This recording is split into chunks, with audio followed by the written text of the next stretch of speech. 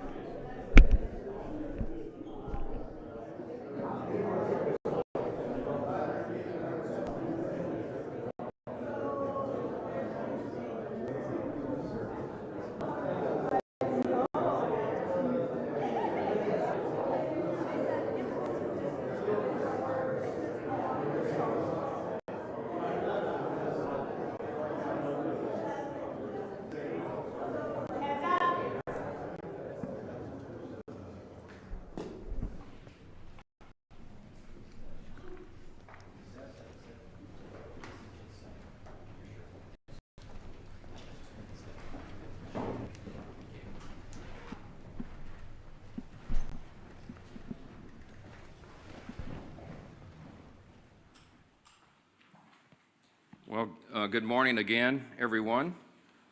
Wanted to give you a couple of updates this morning. Yesterday, we assembled here, and I went through what I would summarize as 6 simple truths about the shutdown.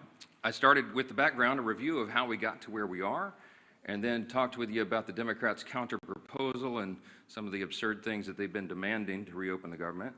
And then I gave you an update on the current status. We did some questions. Well, sadly, that status has not changed. As you know, last night, Senate Democrats, the same group, voted again to keep the government closed. So that was their 5th vote to shut the government down on the American people. It is regrettable and sad, and real pain is being felt by real people because of these political shenanigans.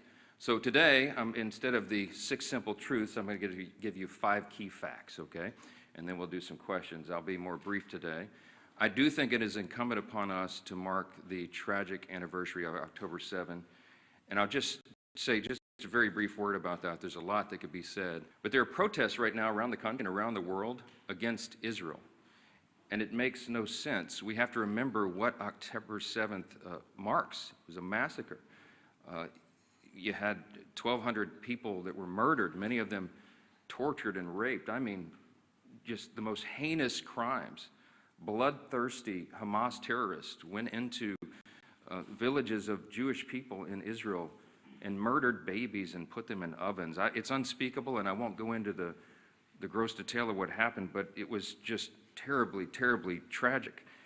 And then, of course, they kidnapped 250 people. It was the darkest day for the Jewish people since the Holocaust. And these are objective facts, and right now there are people protesting against Israel for fighting a war to defend their people and their homeland. And I would just say this very brief. I was on a radio interview this morning at WABC in New York. One of my friends there is Sid Rosenberg, and he is the host of that program, and he is himself Jewish. And we were talking about this, and we were talking about the good versus evil thing, and he said a lot of Jewish people today are dejected because they see these protests around the globe and against the wrong side. And I just said to Sid, and I'll read it to you, I brought my Bible in here this morning. I said, Sid, I'm always comforted by this passage in the Psalms, the Old Testament, the Christian Old Testament, but this is the Psalm of the Jewish people, the Psalm of David, Psalm 37. And it says, commit your way to the Lord, trust in him, and he will do this. I'll read it to you.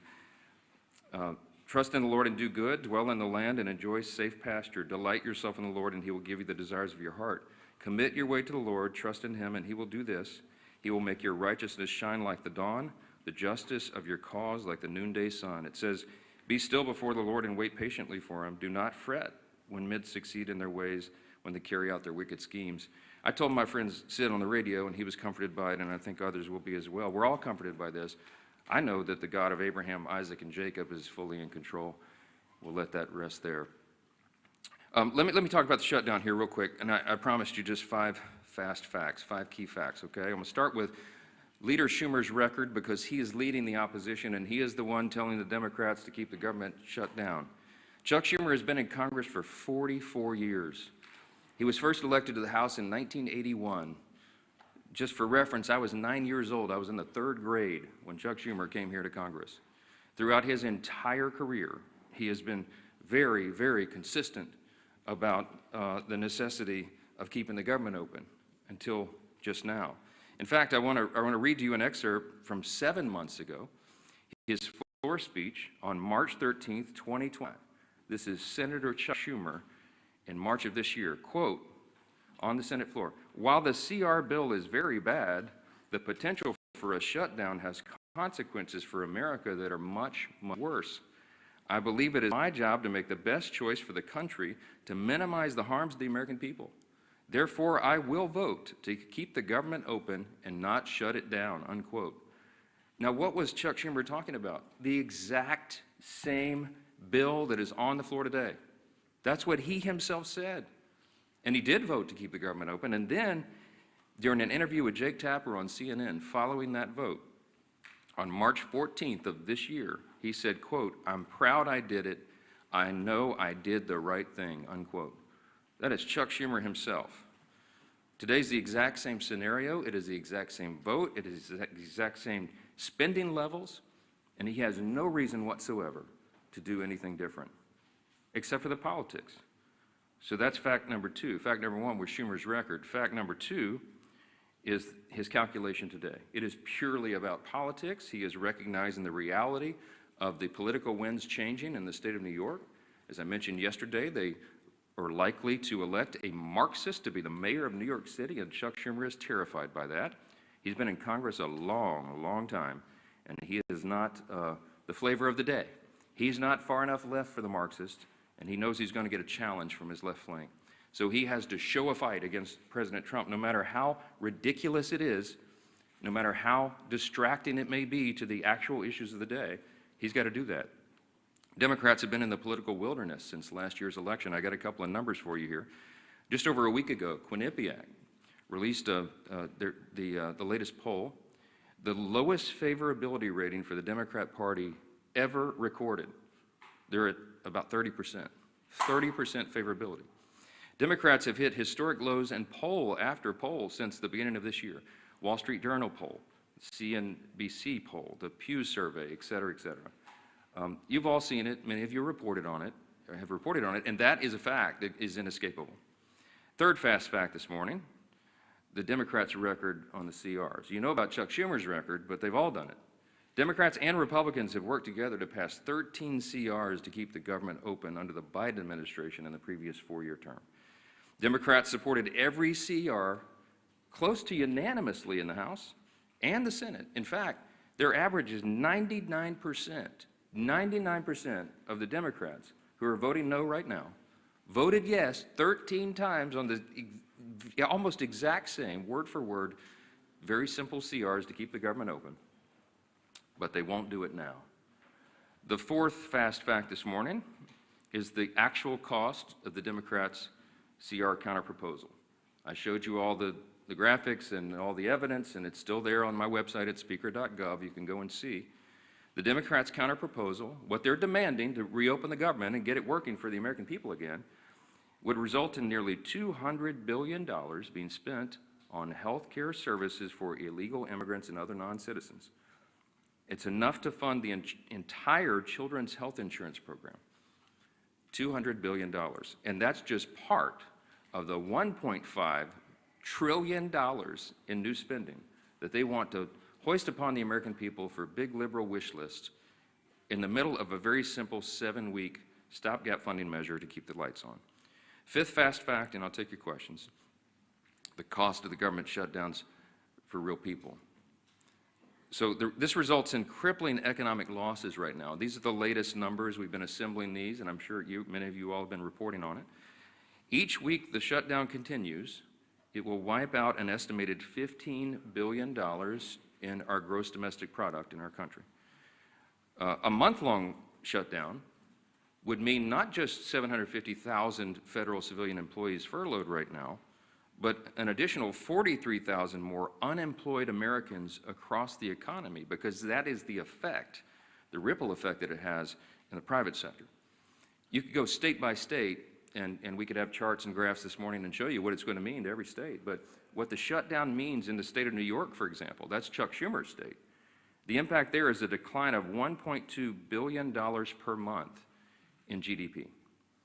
That is the pain that is being wrought. And I, again, have to mention that when you shut down, as they have, women, infants, and children nutrition programs, veterans health services, the disabled, the elderly who receive health care at home, all these programs are now being shuttered because the funding streams have stopped.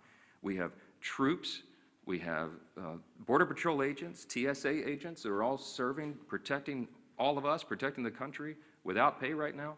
Real hardships for real families, and it cannot drag on any longer. We are pleading with the Democrats in the Senate to do the right thing. The Republicans are united 100%, and we have proven it with our votes.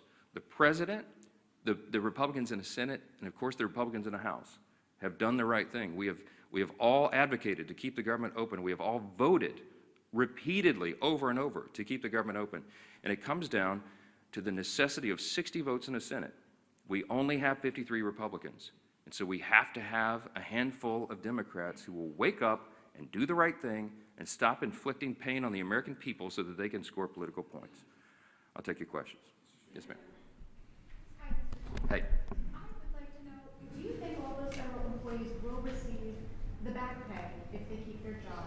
And then also, we saw in the Democrats' CR almost $500 million for PBS and NPR, $174,000 in death benefits to those 3 Democrat lawmakers' families who recently passed away, $437 million for the European Bank. Could you also comment on those 3 provisions too? Yes, I mentioned in the counterproposal, the CR for the Democrats presented, it's $1.5 trillion, and if you go through it, and we have, and you analyze what it is they're requesting, it's a list of absurd priorities. They know that we could never do that and would never do it because it's wrong. For example, they want to give $500 million back to the Corporation for Public Broadcasting. In the One Big Beautiful Bill, we eliminated that line. We don't believe that taxpayers should be funding biased news organizations and subsidizing their operations. That might have made sense 30 or 40 years ago, but you don't need that service anymore. Look how many media outlets are present in the room this morning. Media and information is ubiquitous. It's 24/7, it's live all the time, and it's on the internet. We don't need taxpayers funding that, and they were all left-leaning, biased organizations. We're not doing that again. And some of these other priorities that you mentioned, there are many that we could list that are just outrageous. It has nothing to do with the current proposal to keep the government in operation for 7 more weeks so that we continue the appropriations process. We're trying to fund the government, and you need Republicans and Democrats to work together to get that done. With regard to whether the furloughed civilian employees of the federal government will receive back pay, it is true that in previous shutdowns, many or most of them have been paid for the time that they were furloughed. But there is new legal analysis. I don't know the details. I just saw a headline this morning. I'm not read in on it, and I haven't spoken to the White House about it. But there are some legal analysts who are saying that that may not be appropriate or necessary in terms of the law requiring that back pay be provided. So I'm sure that'll be there will be a lot of discussion about that. But there are legal analysts who think that that is not something that government should do. That, if that is true, that should turn up the urgency and the necessity of the Democrats doing the right thing here. Even more pain, more than I just listed, for more people. So we got to figure it out. Back row, yes, sir. Speaker, you've spoken repeatedly since the shutdown began about the impact on FEMA, the National Flood Insurance Program. Talk about how you're from a hurricane state. If this is a priority for you, why not bring the House back and vote on a reauthorization for NFIP or for WIC or troops pay or all those things for that matter? Well, there's a lot of issues that we need to address, and we work on flood insurance, the flood insurance program all the time, those of us in hurricane states. But the work of the House has been done, and we have to get the Senate to reopen the government so that we can come back and handle all of these very important end-of-the-year issues. There's a lot of things on the table. FEMA has sufficient resources right now to do that. We do have to extend the flood insurance program, annually, effectively, to make sure that it's there, but we'll do that. We'll do it in due course. There's a lot of end-of-year issues that are being conflated with this very simple issue of keeping the government open. And that is the first and most immediate priority, and we must use every leverage point we have to force the Democrats to do that. And that's why we're handling the schedule the way we are. Yes, sir. Yeah. Thanks, sir. You've talked about Leader Schumer's record with regard to continuing resolutions. Your record, you voted against continuing resolutions in the past, including when Speaker McCarthy was the Speaker. How do you explain your stance now versus yours previously? Yeah, different circumstances, different times. When we did CRs in the past, you had leverage points of things that when the Democrats were trying to put their partisan priorities in, we were trying to use whatever leverage we had in the minority to take them out. Very important distinction right now. We did not put in Republican priorities in the clean CR. I could have put some of our priorities or poison pills or things that Democrats had done in the past to us. We didn't. And that's why there's nothing to negotiate right now. People say, why aren't you negotiating? I don't have anything to offer. I can't go to a clean CR and say, let me pull off the Republican priority and make it more palatable for you, because we didn't add that in. It's simply a status quo continuance. One of the things we objected to back then was these were Biden-level policies and spending. I still object to that. But what I'm trying to do is keep the government open so that we can readjust those things. And as I gave you the long background yesterday, the summary of how we got to where we are, the appropriations process is working again. And we're going to be able to reprioritize federal spending, but we have to allow the time for that to continue, and we need 7 more weeks. But every day that they keep the government open, it gives us less time to finish the job. I'm talking about when McCarthy was the Speaker and you guys had the majority in 2023. Yeah, well, we had divided government as well, right? The Democrats were, Chuck Schumer was over here negotiating in the Senate, and that's what's so ironic about it. When we were in the Oval Office, Chuck Schumer looked the president in the eyes and said, I've always been very fair. I've always allowed the Republicans their priorities. And I just looked at him like, oh, what? I'm sitting right here. I was the guy you were negotiating with. I called him at the 11th hour, I remember very vividly, and asked him not to put in a terrible poison pill that was a big Democrat priority that is outrageous to the conservatives. And he said, yeah, I'm sorry, Speaker, can't help you, and literally hung up on me, So now he wants me to be a fair broker. I have been. I gave him much more grace than he ever deserved. Yes, sir. Jake, sorry. As a matter of principle, on the back pay, I I mean, understanding that there are people who have opinions about everything and analysis about everything, do you believe as a matter of principle that furloughed workers should receive back pay? Yeah, I hope that the furloughed workers receive back pay, of course. We have some extraordinary Americans who serve the federal government, and they serve valiantly, and they work hard, and they serve in these various agencies doing really important work. I can tell you the president believes that as well. He and I have talked about this personally. He doesn't want people to go without pay, and that's why he pleaded with Chuck Schumer to do the right thing and vote to keep the government open. We don't want this to happen. The key point, the important point to remember here is this can stop right now. They'll get another opportunity to change course and open the government. And then we'll have all these policy debates, as we always do. This, again, is a deliberative body. We've got 535 individuals serving here between the Senate and the House. We've got to have the time to do all the deliberation, but you got to have the lights on to do it, and that's the whole point. Yes, sir. Some of your own members have expressed concern about the expiration of the ESA tax credits. Marjorie Taylor Greene has been the latest one. There are concerns that when they expire, premiums for millions of Americans would skyrocket. Why not begin negotiations on that issue right now? Because the government is closed, and as I mentioned, that's a December 31 issue. There are lots of conversations and deliberations and discussions right now, even bipartisan amongst members, about necessary changes that would have to be made, pretty dramatic changes, to even have that considered on the floor. But look, I'm not going to forecast the outcome of that. The whole point is you keep the government open, and then we have those discussions. We were always planning to have those discussions in the month of October. That's how the process works.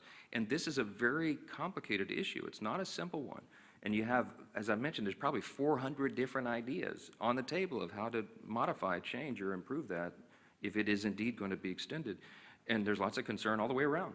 But there's no way that if four of us can go in a room and just snap our fingers and say, oh, here's the solution, let's get it done. We haven't had time to do that.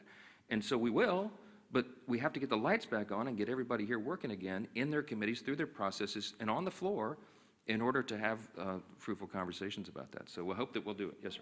Congresswoman Green specifically said that Republicans do not have a plan to deal with health care. Congresswoman Green does not serve on the committees of jurisdiction that deal with those specialized issues, and she's probably not read in on some of that because they've still been sort of in their silos of the people who specialize in those issues. When we get the conference back and when everybody's back together, we'll go through a lot of that. I mean, I've spoken personally to a number of members in the last 3 days, Republicans, from the most conservative member to the more moderate member, with their various ideas on that. There's a lot of work that's been done on that. It's implied as if this has been some sort of ignored issue. It's not that at all. Okay, but everybody's entitled to their opinion. I mean, not everyone knows everything. Congress is a very complex organization, operation, institution with lots of things going on in lots of different areas of committees of jurisdiction. And no one member has read in on everything that happens because that would be an impossible amount of information. Yeah, let me go front row. Yes, sir. President Trump yesterday expressed a willingness to work with Democrats on the health care issue. You say that's not going to happen so long as the government is shut down. Does that change your calculus that the president says that he wants to see some kind of a negotiation or discussion on this, even if the government is shut down? Yeah, I don't know if you saw his truth after that was reported, but he made very clear that, yes, he's happy to sit down and talk with Democrats about health care or anything as soon as they reopen the government. And we are 100% consistent and united on that. I spoke to the president at length yesterday about that very thing. And yes, he wants to solve problems. The president is a deal maker. He likes to figure these things out and works towards solutions, and that's why he's a bold, strong leader that America needs right now. I'm excited to work with him on that. I have the exact same opinion and position. But again, none of this can happen until the Democrats stop inflicting pain on the American people and turn the lights back on in Congress and get everybody back to work. I certainly pray and hope that they will do that and they don't drag this on for political purposes. Thank you all so much. Mr. Speaker, when will you swear in Ms. Grijalva?